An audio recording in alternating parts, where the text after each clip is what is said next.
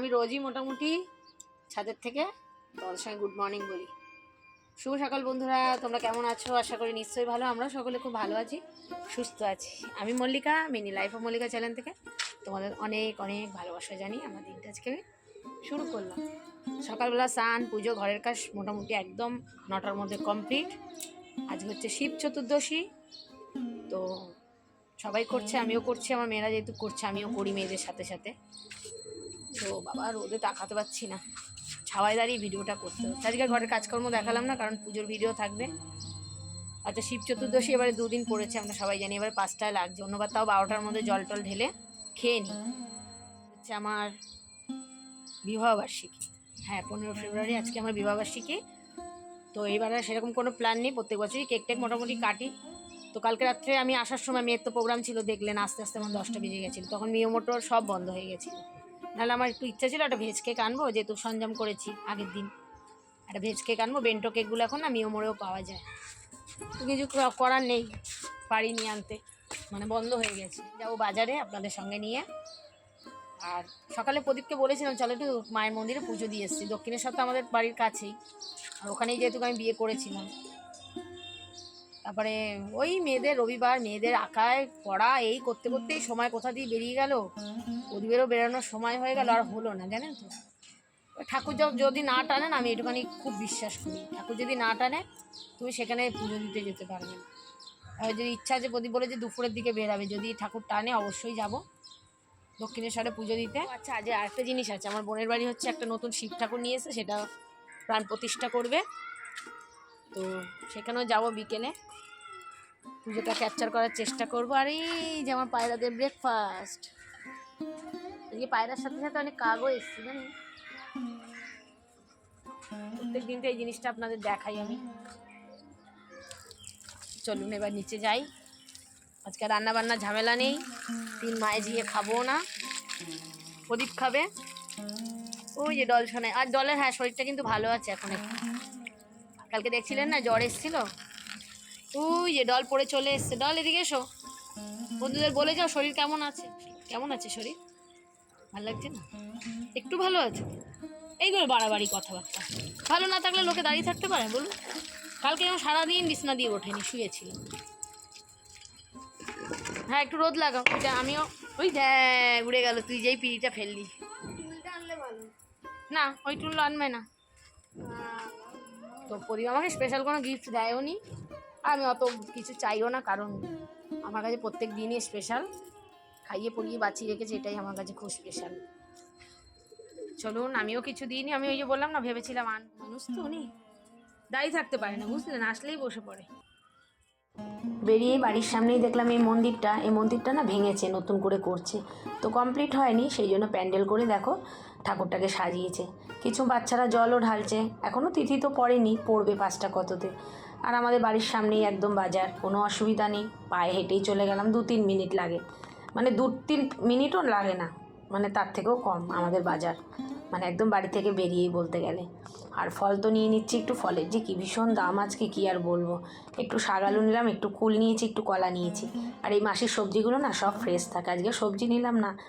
তো ফলটাই যেহেতু নিতে এসেছি, ফল মিষ্টি ফুল, মুদি দোকান থেকে সাবু টাবু সমস্ত নিয়েই কিন্তু আমি একেবারে ঢুকবো। আর ফুলের দোকানে দাঁড়িয়ে আমি আজকে নিজের হাতে একদম বেলপাতা, সুন্দর বেলপাতা বেছে নিয়েছি। দিদি বারণ করছিল, মানে দিদি না, ওকে আমি নাম ধরেই ডাকি, ঝর্ণা। আমরা একসময় না এক জায়গায় ভাড়া থাকতাম, মানে পাশাপাশি। তো এখন ফুল বিক্রি করে, তো বেশ ভালো সেলও হয়, ভালোও লাগে। দেখো কিছু তো করে খাচ্ছে, হ্যাঁ, এটা কোনো খারাপভাবে নিও না কেউ, কারণ কোনো কাজই ছোট না। এই যে ও বিক্রি করছে, মানে ওর হাজব্যান্ড আর ওয়াইফ দুজনে মিলে এই ফুলের বিজনেস করে। চলো ফুল টুল নিয়ে, ফুলটা নিয়ে তারপরে চলে গেলাম একটু কলা নিতে। কলাওয়ালা দাদার কাছে এসে তার কাছে খুচরো নেই, সে খুচরো খুঁজতেই ব্যস্ত। তারপরে চলে গেলাম মুদি দোকানে, মুদি দোকান থেকে একেবারে মিষ্টিটাকে নিয়ে একেবারে ঢুকলাম। সব কাজ একেবারে নিয়ে ঢুকলে কী হবে, আর বেরানোর কোনো ব্যাপার থাকবে না, প্রদীপকে আর বারবার বিরক্ত করতে হবে না। প্রদীপ আমাকে বলছিল আমি বাজার টাজার করে দিয়ে, বললাম না, ওকে বাজার করতে দিলে না, বারবার আমাকে ফোন করবে, কি আনবো কি না আনবো বলে দিল। তো যাই হোক, ওকে আর দিইনি, আমি নিজেই করে নিলাম। বাড়িতে এসে শিব ঠাকুরটাকে একটুখানি নিচে নামিয়ে তাকে একটা আসনে বসিয়ে দিলাম। আমার বেশ ভালো লাগে পুজো আসার সময় একটু, যেই ঠাকুরের পুজো থাকে সেই জায়গাটা একটু সাজাতে নিজের মতো করে। খুব একটা পারি না, আর একা একা করছিলাম তো একটু আরও হেল্প নিলে ভালো হতো। কোনো রকম একটু ফুলের একটা ছিল, তোড়া ছিল, সেটা দিয়ে শিব ঠাকুরটাকে একটু সাজিয়ে দিলাম। আর এখন তো জল ঢালবো না, এবারে অনেকটা লেটে পড়েছে, বিকেল 5টা কততে লেগেছে। তো এখন গুছিয়ে টুছিয়ে রেখে দিলাম, পরে কাজের সময় মানে যখন জল ঢালবো অসুবিধা হবে না। এই খুদে সদস্যকে তো আপনারা আগেও দেখেছেন আমাদের বিল্ডিংয়েরই। তো আমি গেছিলাম ওদের ঘরে একটু সেলুটেপ আনতে, আমার সেলুটেপটা খুঁজে পাচ্ছিলাম না, অ্যাকচুয়ালি আছে তো সেই তো বাবু এখন আমার সঙ্গে উঠে এসছে, আর যখনই ভয়েস দিয়ে গাড়ি যায় তো ঠাকুরকে একটু নমস্কার করা শেখালাম ওকে, যদিও জানে। তো কিন্তু খুব ভালোবাসে আমার কাছে আসতে, জানো তো, আমাকে ভালোবাসে খুব। থালা টালাগুলো একেবারে গুছিয়ে রেখে দিলাম, ফুলের আকন্দ, তারপরে হচ্ছে নীলকণ্ঠ, ধুতরা ফুল, কাটা ফল, বেলপাতা সমস্তটা। আজকে যেহেতু বললাম আমাদের বিবাহবার্ষিক, সকালেই তো তোমাদের বললাম, সকালে ভাবছিলাম দক্ষিণেশ্বর যাব। তো আমি ওই যে এটা বিশ্বাস করি, ঠাকুর যদি না টানে তুমি যেতে পারবে না। তারপরে প্রদীপ এসে আমাকে তখন 3টে বাজে বলে 4টের সময় মন্দির খুলবে, চলো পুজো দিয়ে আসি। 5টা লাগবে, হ্যাঁ হ্যাঁ, আবার পরের দিন 5টায়। হ্যাঁ, এইবারে একদম দারুণ পড়েছে না, অনেক আজ কালকেও করবে। ছোটো মেয়ে ওই যে দেখছো দোতলার বৌদির ঘরে খেলা করছিল তার মেয়ের সঙ্গে, ওকে আর নিয়ে নি। তো একটু মন খারাপও হয়ে গেছে, মা বাবা হঠাৎ করেই চলে যাচ্ছে, ওকে কিছুই বলিনি, ও কম্পিউটার ক্লাস থেকে ডাইরেক্ট ওদের ঘরে ঢুকে গেছে খেলতে।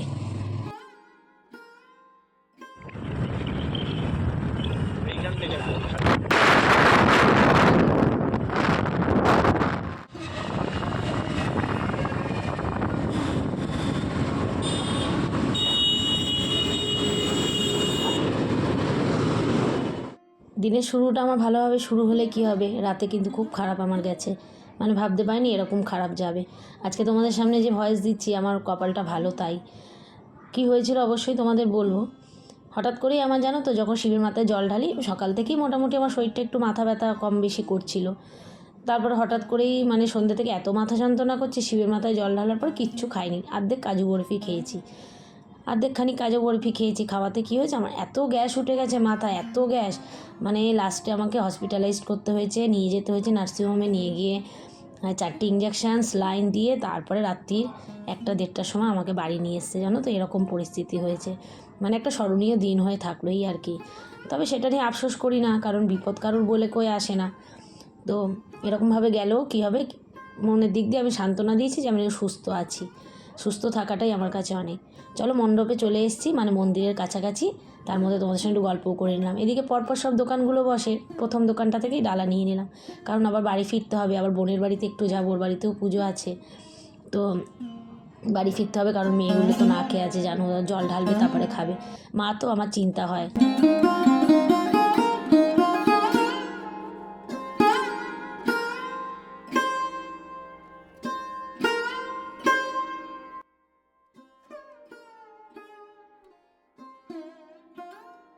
যেখান থেকে মিষ্টি নিয়েছি সেখানে জুতোগুলো রেখে দিয়েছি, এখানে তো জুতোর কাউন্টার, ফোনের কাউন্টার, তো ফোনগুলো এখানে রেখে দিলাম। 2টো ফোন নিলে কিন্তু 10 টাকা, মানে 5 টাকা করে নিয়েছে। অনেকে আবার দেখো ওই যে কাশী বিশ্বনাথ টিশ্বনাথ যাচ্ছে জল তুলে নিয়ে, আর যেহেতু 5টা বেজে গেছে, সবাই কিন্তু মোটামুটি সব দিদিভাইরা এই যে মণ্ডপে জল ঢালছে, মানে মন্দিরে যে যেখানে পারছে সেখানেই, কিন্তু সব জায়গায় তো ঠাকুরের স্থান, তো সেখানে জল ঢালছে। আমাদের পুজো দিয়ে বেরিয়ে পড়েছি, দেখো মণ্ডপে তো এখন, মানে মন্দিরে তো ফোন নিয়ে ঢোকার অ্যালাউ নেই, সবাই জানো। তো চলে এসেছি এখন একটু গঙ্গার ঘাটে, গঙ্গার ঘাট দিয়ে একটু মাথায় গঙ্গার জল দিয়ে বাড়ির পথে রওনা দেব। আর সূর্যটা এই সময় না অস্ত যাচ্ছে, এত ভালো লাগছিল দেখতে, মনে হচ্ছিলো কি তাকিয়েই থাকি, এত অপূর্ব। অনেকে স্নানও করছে আজকে, বেশ ভালো লাগছিলো, জানো তো, মন্দিরে এসে আজকে, মানে বললাম না, মা না টানলে কিন্তু একদমই আসা যায় না।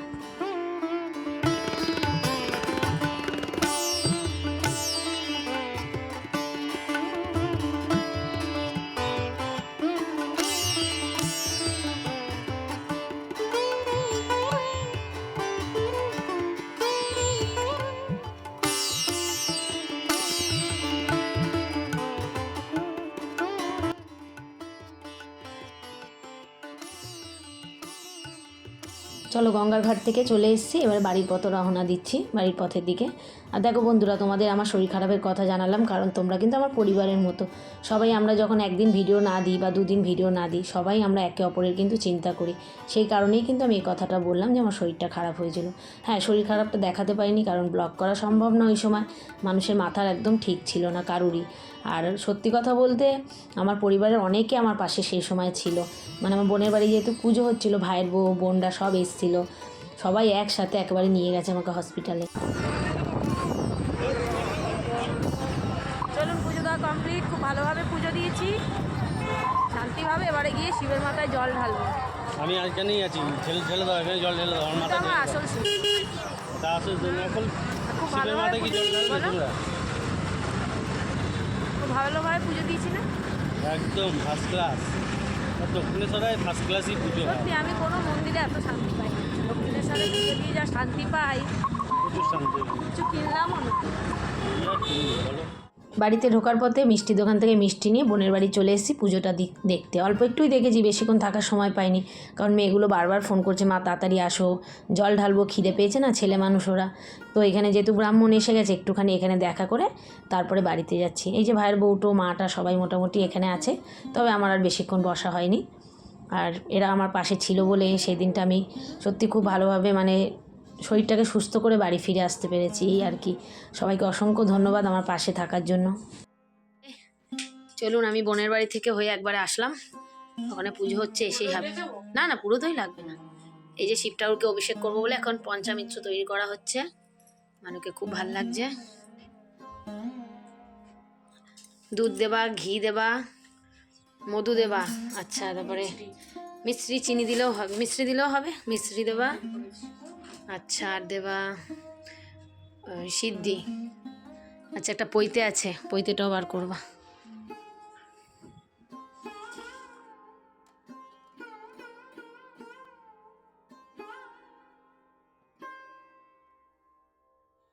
বাড়িতে এসে দেখছি মেয়ে মোটামুটি গুছিয়ে নিয়েছে। চলো, ও মোটামুটি পুজোর কাজ করতে খুব ভালোবাসে। আমি গুছিয়ে দিচ্ছি যেটুকু, ও বাদ বাকিটা ও করে নিল। আর সাবু টাবুটা মতো মোটামুটি ভিজিয়ে রেখেই গেছিলাম আমি যাওয়ার সময়।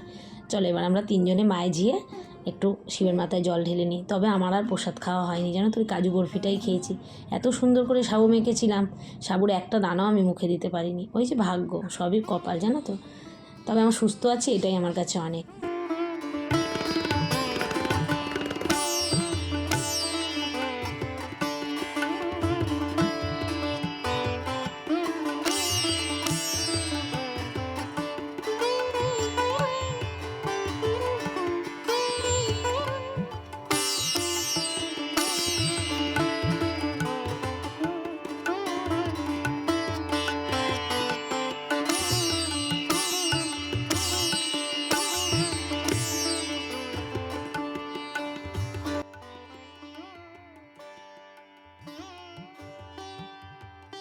বড় মেয়েটাকে দেখাতে হয় না, ছোটো মেয়েটাকে একটু পাশে বসে সমস্তটা শিখিয়ে দিলাম। আর এইবারে কিন্তু ও পুরো এই যে বিকেল সন্ধ্যে তখন 6:30 বাজে, ও কিন্তু তখন জল ঢালছে। মানে ঠাকুর শক্তি দিয়েছে, আমি কিন্তু জোর করিনি, ও নিজের থেকেই বলেছে মা আমি উপোস থাকবো। থাক, যখন মন চেয়েছে। চলো, ওদের ঢালার পরে এবার আমি একটু জল ঢেলে নিলাম ভোলেনাথের মাথায়। হর হর মহাদেব।